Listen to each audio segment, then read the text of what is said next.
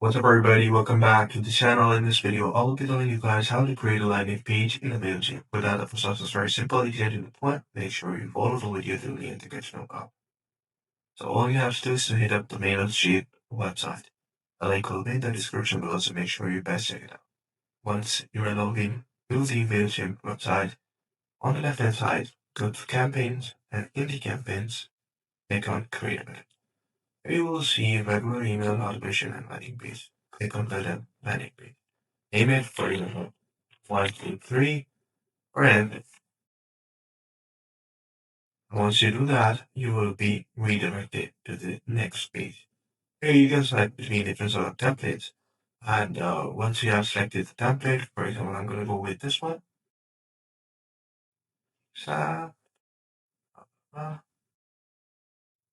alright. So here in this one, in the template, you will be able to design, add images, you can word it according to your own size and requirements.